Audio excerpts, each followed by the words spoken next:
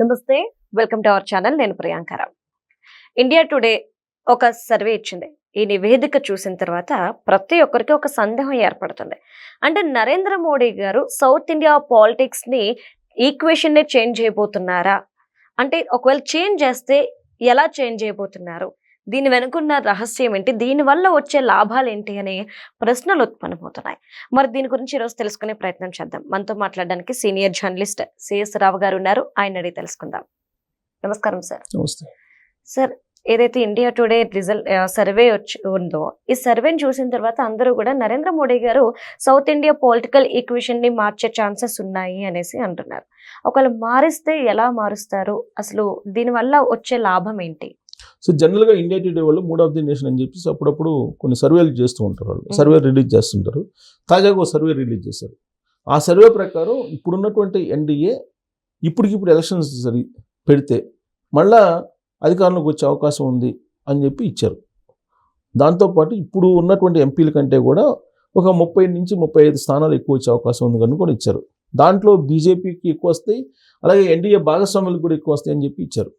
అలాగే ఆంధ్రప్రదేశ్ కూడా ఇచ్చారు. ఆంధ్రప్రదేశ్లో పరిస్థితి ఏంటంటే వైఎస్ఆర్ కాంగ్రెస్ పార్టీకి ఒక్క ఎంపీ మాత్రం గెలుచుకునే అవకాశం ఉంది, లేదంటే మ్యాక్సిమం 3, అంతకన్నా ఎక్కువ గెలుచుకునే అవకాశం లేదు వైఎస్ఆర్ కాంగ్రెస్ పార్టీ అని కూడా ఇచ్చింది. అట్లా అన్ని రాష్ట్రాలకు సంబంధించినటువంటి సర్వే, అంటే mood of the nation survey ఇచ్చారు. అయితే ఈ సర్వేని చూసిన తర్వాత జనరల్గా ఏంటంటే సర్వేలు నెక్స్ట్ ఎలాంటి వ్యూహాలను రచించుకోవాలి, ఎక్కడ ఎలాంటి రాజకీయ వ్యూహాలు రచించాలి అనే దాని మీద రాజకీయ పార్టీలు ఎప్పుడు కూడా కసరత్తు చేస్తూ ఉంటాయి. ఇప్పుడు ఈ mood of the nation India today survey వచ్చిన తర్వాత అసలు మనమే బీజేపీ ఇప్పుడు 2019లో ఏ విధంగా అయితే భాగస్వామ్య పక్షాలతో కూడా అవసరం లేకుండా ప్రభుత్వాన్ని ఏర్పాటు చేసేటువంటి మ్యాజిక్ ఫిగర్ను దాటి వచ్చినటువంటి ఎంపీలు ఏదైతే ఉన్నారో నరేంద్ర మోడీ గారికి అంతెందుకు రాకూడదు మనకి అనే యాంగిల్లో ఈయన ఆపరేషన్ సౌత్ అనేది ఒకటి, సౌత్ ఇండియా అనేది ఒకటి బీజేపీ పెద్దలు తయారు చేస్తున్నారు అనేది ఒకటి ఢిల్లీ వర్గాల్లో వినిపిస్తుంది. ఏంటి ఇది ఆపరేషన్ సౌత్ అని అంటే, జనరల్గా వాళ్ళ ఒపీనియన్ ఏంటంటే ఉత్తర భారతదేశంలో చాలా స్ట్రాంగ్గా ఉన్నాము అనేది ఒకటి. రెండు ఏంటంటే సౌత్ ఇండియాలో ఇప్పుడు ఆంధ్రప్రదేశ్కి వచ్చేటప్పటికి ఎలాగూ ఎన్డీఏకి ఉంటాయి 25 ఎంపీలు ఉన్నాయి. 25 ఎంపీల్లో వైఎస్ఆర్ కాంగ్రెస్ పార్టీ గెలుచుకున్నా, లేకపోతే తెలుగుదేశం గెలుచుకున్నా, జనసేన గెలుచుకున్నా, బీజేపీ గెలుచుకున్నా, బీజేపీకి ఎన్డీఏ ప్రభుత్వానికి ఉంటాయి.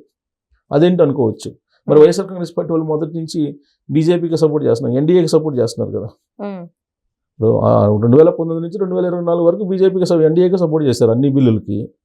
ఇప్పుడు కూడా అడిగినా అడగకపోయినా బీజేపీకి సపోర్ట్ చేస్తున్నారు వైఎస్ఆర్ కాంగ్రెస్ పార్టీ వాళ్ళు. కాబట్టి ఢిల్లీ ఈక్వేషన్లో తీసుకుంటే 25కి 25 ఎంపీలు ఆంధ్రప్రదేశ్ నుంచి బీజేపీకి ఉన్నట్టే లెక్కేసుకోవాలి. ఇక మిగతా రాష్ట్రాలకు వచ్చేటప్పటికి కర్ణాటక కానీ, లేదా తమిళనాడు కానీ, కేరళ కానీ, లేదంటే తెలంగాణ కానీ, ఇవి సౌత్ ఇండియాలో ఉండేటువంటి రాష్ట్రాలు. మరి ఈ రాష్ట్రాల్లో ఏం చేయాలి అనే దాని మీద సీరియస్ కసరత్తు చేస్తున్నారు. ఎందుకంటే ఆల్రెడీ ఉత్తర భారతదేశం స్ట్రాంగ్ హోల్డ్ ఉంది అనేటువంటి భావనలో వాళ్ళు ఉన్నారు.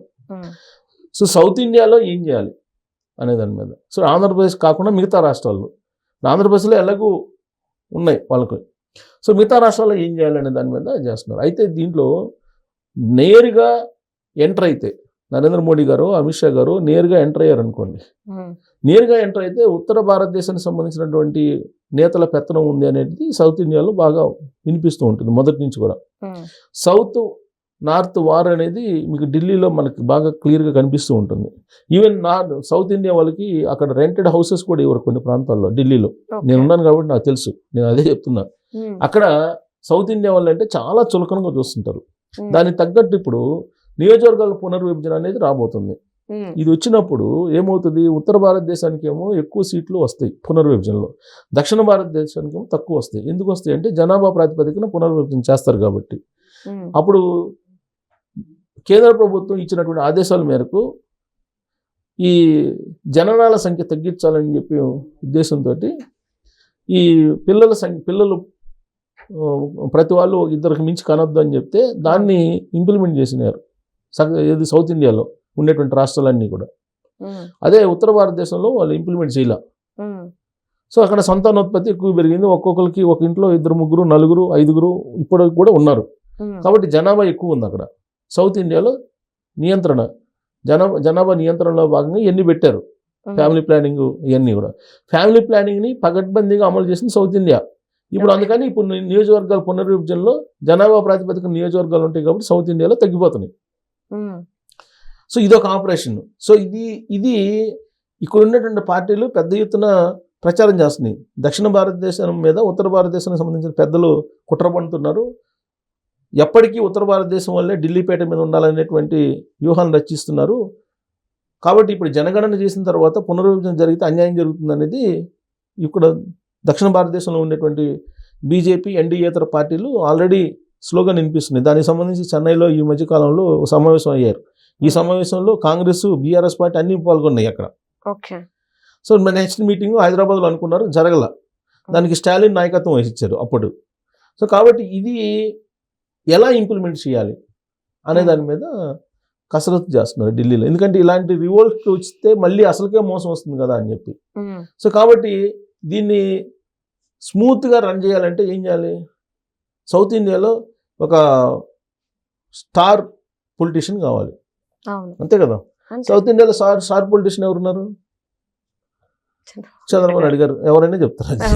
సౌత్ ఇండియాలో బీజేపీకి ఉన్నటువంటి ఒకే ఒక స్టార్ పొలిటీషియన్ చంద్రబాబు నాయుడు గారు. ఆయన నేషనల్ లుక్ ఉన్నటువంటి లీడరు, నేషనల్ పాలిటిక్స్ నడిపినటువంటి అనుభవం ఉంది. సో కాబట్టి ఆయన ప్రభావం తమిళనాడు మీద ఉంటుంది, తెలంగాణ మీద ఉంటుంది కదా. డెఫినెట్గా తెలంగాణ మీద 100% ఉంటుంది, తమిళనాడు మీద 50% అని ఉంటుంది. సో మిగతా కేరళ రాష్ట్రాలు అక్కడ కూడా ఎంతో కొంత ప్రభావం ఉంటుంది. కాబట్టి సౌత్ ఇండియాలో కర్ణాటకలో ప్రభావం ఉంటుంది. ఎలాగో సగం కర్ణాటకలో తెలుగుదేశం పార్టీ ప్రభావం ఉంటుంది. కాబట్టి ఇక్కడ ఎన్డీఏ లేదంటే బీజేపీ పెద్దలు ఏవైతే అనుకున్నారో అవి చంద్రబాబు నాయుడు గారి చేత మొత్తం చేయించాలి. అంటే సౌత్ ఇండియాలో ఒక పెద్ద స్టార్ పొలిటీషియన్ ఫేస్ ఏదైనా ఉందంటే చంద్రబాబు నాయుడు గారిది. చంద్రబాబు నాయుడు గారిని ముందు పెట్టి వాళ్ళ యొక్క ఆపరేషన్స్ నడపాలి అనేటువంటి ఒక ప్రయత్నం చేస్తూ ఉన్నారు. ఇది ఢిల్లీలో జరుగుతున్నట్టు చర్చ. మరి చంద్రబాబు నాయుడు గారు ఏమంటున్నారు? నియోజకవర్గాల పునర్విభజన జరిగితే దక్షిణ భారతదేశానికి అన్యాయం జరగకుండా మీరు పునర్విభజన చేయండి అని చెప్పి చెప్తున్నారు. సో పునర్విభజన జరిగితే కనుక రిజల్ట్ కూడా ఇప్పుడు ఇండియా టుడే ఇచ్చిన దాని ప్రకారం ఉండకపోవచ్చు, అంతే కదా. కాబట్టి సౌత్ ఇండియా అనేది ఇంపార్టెంట్ ఎవరికి? నరేంద్ర మోడీ గారికి. సౌత్ ఇండియా ఇప్పుడు మొన్న అధికారంలో రావడానికి సౌత్ ఇండియా చంద్రబాబు నాయుడు గారే కారణం. ఇప్పుడు ఉన్నటువంటి ఎన్డీఏ ప్రభుత్వం ఎవరి మీద ఆధారపడి ఉంది? చంద్రబాబు నాయుడు గారి మీద, అలాగే నితీష్ మీద ఆధారపడి ఉంది. అక్కడ ఇది బీహార్ ముఖ్యమంత్రి నితీష్ మీద, వీళ్ళిద్దరి మీద ఆధారపడింది. ఇంకోటి ఏంటంటే చంద్రబాబు నాయుడు గారు ఎప్పుడైతే ఎన్డీఏలో కలిశారో 2024లో మొత్తం టోటల్గా ఇండియా వైడ్ సినారీ మారిపోయింది. చంద్రబాబు నాయుడు గారు ఎప్పుడైతే ఎన్డీఏలో భాగస్వామ్యంగా అయ్యారో ఆ రోజు నుంచి మొత్తం సినారీ మారిపోయింది. ఒకవేళ చంద్రబాబు నాయుడు గారు కనుక ఆ రోజున ఎన్డీఏలో భాగస్వామ్యం కాకపోతే నరేంద్ర మోడీ గారు అసలు గవర్నమెంట్ ఫామ్ చేసిన వల్ల ఫామ్ చేసే అవకాశం ఉండేదా అనేటువంటి ప్రశ్న కూడా వస్తుంది. ఎందుకంటే ఈయన ఇంపాక్ట్ దేశం మొత్తం ఉంటుంది, ఎంతో కొంత, పూర్తి కాకపోయినా ఎంతో కొంత ఉంటుంది. సౌత్ ఇండియాలో ఎక్కువ ఉంటుంది. సో కాబట్టి ఇప్పుడు ఇక్కడ 8 మంది ఎంపీలు గెలిచారు. ఎలా గెలిచారు? బీజేపీకి అంత ఉందా? తెలంగాణలో లేదు కదా. అలాగే అక్కడ గెలిచారు, లేదు ఆంధ్రప్రదేశ్లో చంద్రబాబు నాయుడు గారు లేకపోతే బీజేపీకి ఎంపీలు వస్తారా? రారు కదా. సో కాబట్టి మ్యాజిక్ ఫిగర్ దగ్గరగా ఇప్పుడు గవర్నమెంట్ని ఫామ్ చేశాడు నరేంద్ర మోడీ గారు. మరి అదే చంద్రబాబు నాయుడు గారు లేకపోతే భాగస్వామ్య పక్షంలో ప్రభుత్వం మీద ఏర్పడిందో లేదో డౌట్. ఒకవేళ ఏర్పడినా కానీ తక్కువ మెజార్టీతో ఏర్పడినా ఎప్పుడైనా ఊడిపోయే పరిస్థితి. సో కాబట్టి చంద్రబాబు నాయుడు గారు స్ట్రెంగ్గా ఉన్నంత వరకు ఎన్డీఏ ఢిల్లీలో పీఠ మీద ఉంటుంది. India today mood of the nation చెప్పింది అది ఇండైరెక్ట్గా డైరెక్ట్గానే. సౌత్ ఇండియాలో బలోపేతం కావాలంటే చంద్రబాబు నాయుడు గారిని ఉంది. ఇప్పుడు నార్త్ ఇండియా, సౌత్ ఇండియా ఈ రెండింటిని సమన్వయం చేసుకుంటే తప్ప వాళ్ళు అనుకున్నటువంటి కాంగ్రెస్ ముక్త భారత్ ఏదైతే ఉందో అది సాధ్యం కాదు. సో చంద్రబాబు నాయుడు గారిని ఒక హీరోగా దక్షిణ భారతదేశంలో చూపించాలి అనేటువంటిది ఒకటి జరుగుతుంది. అందుకే ఈ మధ్యకాలంలో మాకు టెక్ గురు అంటున్నాడు నరేంద్ర మోడీ గారు. ఎవరిని? చంద్రబాబు నాయుడు గారిని. తర్వాత ఆంధ్రప్రదేశ్ అభివృద్ధి గురించి నిర్మలా సీతారామన్ గారు నేను బడ్జెట్ సమావేశాల సందర్భంగా ఏమన్నారు? టాప్ 1లో ఉంది ఆంధ్రప్రదేశ్ అని చెప్పాను. అవునా? సో ఇవన్నీ ఇంకోటి ఢిల్లీ తరహా అభివృద్ధి అక్కడ జరుగుతుంది.